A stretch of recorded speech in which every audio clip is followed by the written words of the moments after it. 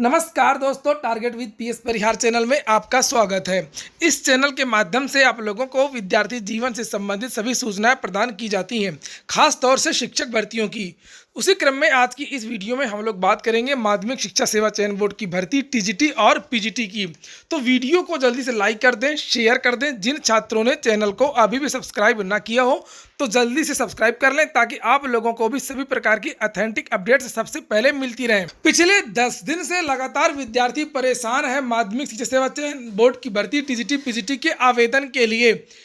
Website इतनी धीमी चल रही है कि रोज लगभग केवल 10,000 विद्यार्थी ही आवेदन कर पा रहे हैं, और जानकारी ये मिली है कि अभी तक केवल लगभग 7.25 लाख विद्यार्थियों ने ही आवेदन किया है। चयन बोर्ड की तरफ से कोई भी जानकारी दी नहीं जा रही है। विद्यार्थियों ने धरना प्रदर्शन किया, विद्यार्थियों ने ट्विटर अभियान चलाया।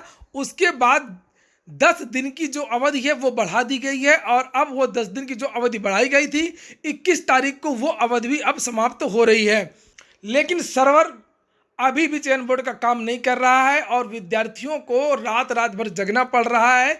4-4 घंटे 3-3 घंटे एक आवेदन में रजिस्ट्रेशन में लग रहा है। हजारों विद्यार्थी, सैकड़ों विद्यार्थी रोज ईमेल के माध्यम से, कमेंट के माध्यम से मुझे बताते हैं कि सर वेबसाइट बिल्कुल भी नहीं चल रही है। और कुछ विद्यार्थी तो आवेदन कर पा रहे हैं जो रात में करते हैं या सुबह करते हैं, लेकिन एक आवेदन करने में विद्यार्थियों को 3-3 घंटे 4-4 घंटे लगते हैं।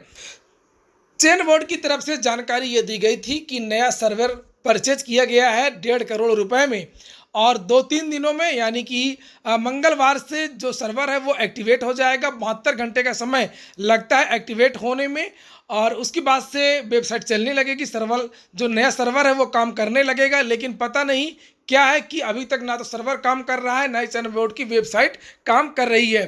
जब वेबसाइट इतनी धीमी गति से काम कर रही है तो विद्यार्थियों से हजारों गलतियां भी हो रही हैं, और संशोधन का कोई मौका भी नहीं दिया जा रहा है।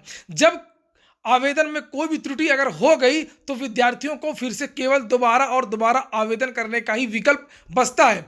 जब विद्यार्थी दोबारा आवेदन करने बैठते हैं तो फिर से विद्यार्थियों को कम से कम 4 से 5 घंटे चाहिए। समाचार पत्रों के माध्यम से भी अनेकों प्रकार की सूचनाएं दी गई थी कि 1-2 दिन में चल जाएगा, वेबसाइट चल जाएगी, लेकिन ऐसा हुआ नहीं।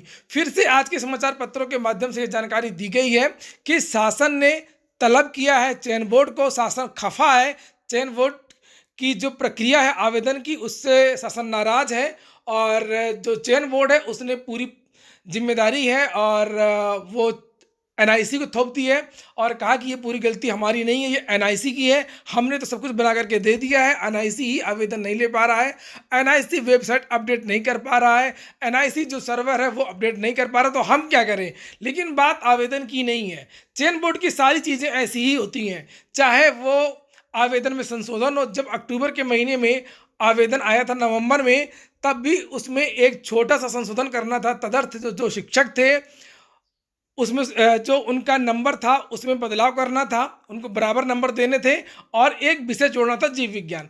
इतने के लिए वहाँ पर 4 महीने लग गए थे। उसके पहले भी जब 40,000 पदों के लिए अधियाचन आया था तो फिर से एक टास्क फोर्स बनाई गई, और ये कहा गया कि फिर से गणना की जाएगी कि वास्तव में अध्यापकों की संख्या कितनी है, रिक्त अध्यापकों की। तो 1 साल का समय लग गया। इसी तरीके से जब आवेदन की बारी आ गई तो अब आवेदन में भी महीनों लग रहे हैं। अब तो समाचार पत्रों में जो सूचनाएं दी जाती हैं उसमें भी विश्वास होता नहीं है। यहाँ पर लिखा है कि शिक्षक भर्ती के आवेदन में कठिनाई पर शासन गंभीर। अशासकीय सहायता प्राप्त माध्यमिक विद्यालयों में प्रशिक्षित स्नातक और प्रवक्ता के 15,000 से अधिक पदों पर भर्ती के ऑनलाइन आवेदन में हो रही कठिनाई को लेकर के शासन गंभीर है। शासन ने 1 सप्ताह पहले उत्तर प्रदेश माध्यमिक शिक्षा सेवा चयन बोर्ड को पत्र लिखकर ऑनलाइन आवेदन न होने पर जवाब तलब किया है। हालांकि चयन बोर्ड ने इसके लिए पूरी तरह से एनआईसी को जिम्मेदार ठहराया है। बोर्ड का मानना है कि एनआईसी को अलग से सर्वर देने के लिए 1.5 करोड़ रुपए का भुगतान 2 महीने पहले ही कर दिया था, और उसके बावजूद भी एजेंसी सर्वर उपलब्ध नहीं करा सकी है। कॉमन सर्वर पर आवेदन होने और अभ्यर्थियों की संख्या बहुत अधिक होने के कारण कठिनाई हो रही है। केवल 6-7 लाख आवेदन में ही इनको ऐसा लग रहा है कि नहीं बहुत ज़्यादा विद्यार्थियों ने आवेदन कर दिया, इसलिए जो वेबसाइट है वो क्रैश हो गई है।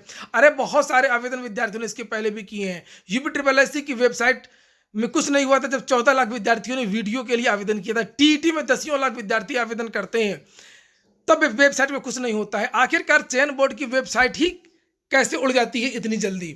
यहाँ पर नीचे लिखा हुआ है कि सूत्रों के अनुसार एनआईसी शासन को भेजे गए जवाब में अपनी गलती स्वीकार करते हुए भविष्य में सुधार का भरोसा दिलाया है और चयन बोर्ड ने 8 अप्रैल को ऑनलाइन आवेदन की तारीख 10 दिन बढ़ा दी थी, लेकिन इसके बावजूद भी दिक्कत आ रही है। प्रतिदिन औसतन केवल 10,000 आवेदन होने की ही सूचना मिल रही है और कुछ दिन पहले 3-4 दिन पहले जानकारी ये मिली थी कि अभी तक केवल 6.5 लाख विद्यार्थियों ने ही आवेदन किया है।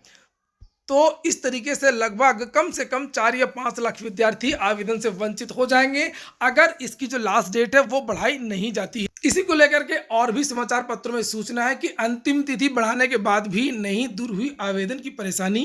चयन बोर्ड में कर्मचारियों और अधिकारियों के कोरोना संक्रमित होने से नहीं कोई सुनवाई। तो कोई भी कर्मचारी, कोई भी अधिकारी जो है चयन बोर्ड का, वो ना तो फ़ोन से बात कर रहा है, ना ही कोई विद्यार्थी जब वहाँ पूछने जाते हैं चयन बोर्ड, ना ही विद्यार्थियों से कोई बात करता है और स्पष्ट रूप से चयन बोर्ड की तरफ से कोई ऑफिशियल बयान भी जारी नहीं किया जाता है। अप्रत्यक्ष रूप से समाचार पत्रों के माध्यम से या यहाँ वहाँ से जो खबरें हैं वो प्रकाशित करवाई जाती हैं। यहाँ पर देखिए लिखा है कि उत्तर प्रदेश माध्यमिक शिक्षा सेवा चयन बोर्ड की ओर से सहायता प्राप्त, आज ही की न्यूज है ये, सहायता प्राप्त माध्यमिक विद्यालयों के लिए टीजीटी एवं प्रवक्ता भर्ती के लिए आवेदन की तिथि बढ़ाने के बाद भी परेशानी दूर नहीं हुई है।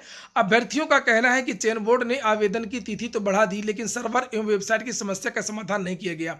चयन बोर्ड की ओर से शिक्षक भर्ती का विज्ञापन एनआईसी के कॉमन सर्वर पर जारी करने के कारण वेबसाइट सही तरीके से नहीं चल रही है। अधिकारियों एवं कर्मचारियों के कोविड-19 से संक्रमित होने के कारण चयन बोर्ड में काम पूरी तरीके से ठप हो चुका है।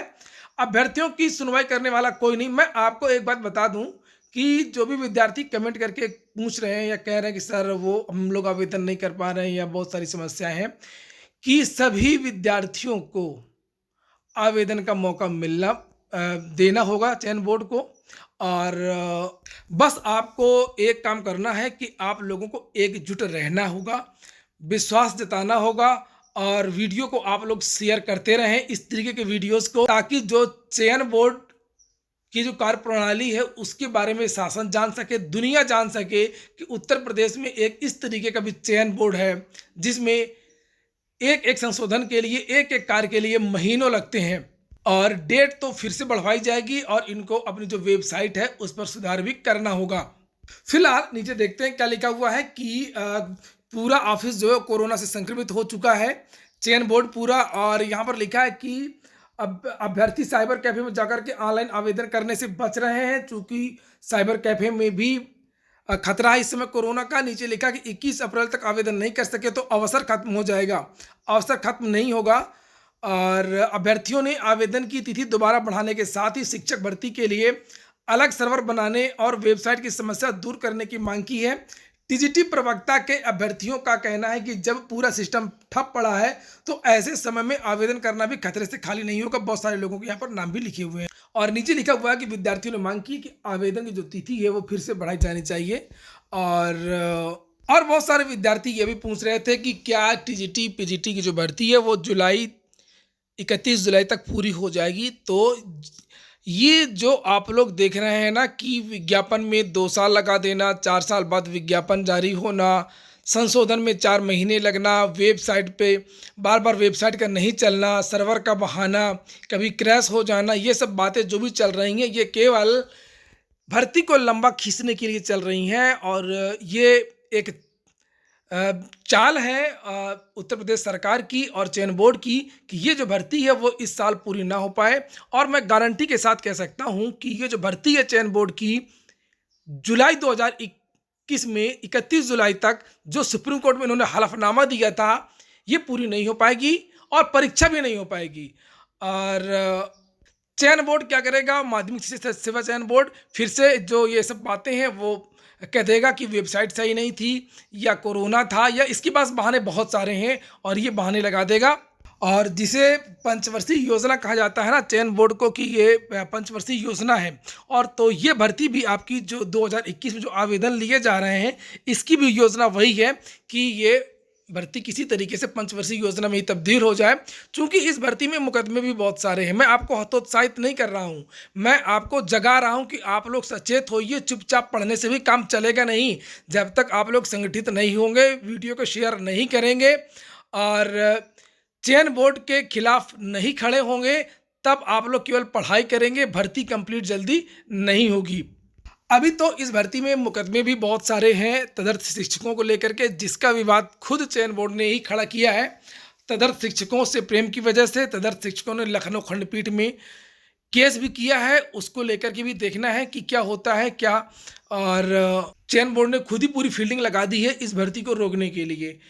तो फिलहाल मैं आप लोगों से यही कहूँगा कि आप लोग एकजुट रहें। जब भी कहा जाए आपसे ट्विटर अभियान के लिए तो ट्वीट करें, चयन बोर्ड के बारे में बताएं कि वेबसाइट नहीं चल रही है और आवेदन की जो लास्ट डेट है वो बढ़ाई जाए, 31 जुलाई तक भर्ती पूरी की जाए। इस तरीके के जो अभियान है वो आगे चलाए जाएंगे और जब कोरोना संक्रमण समाप्त हो जाएगा तो हो सकता है कि हम लोगों को फिर से समय से भर्ती पूरी करने के लिए, समय से परीक्षा के लिए एक बार फिर से विशाल धरना प्रदर्शन करना पड़ेगा। तो उसके लिए भी आपको तैयार रहना होगा। ये हो गया आज का वीडियो अगर आपके काम का हो तो लाइक अवश्य कर दें। जिन छात्रों ने चैनल को सब्सक्राइब ना किया तो सब्सक्राइब कर लें। पूरा वीडियो सुनने के लिए बहुत बहुत धन्यवाद।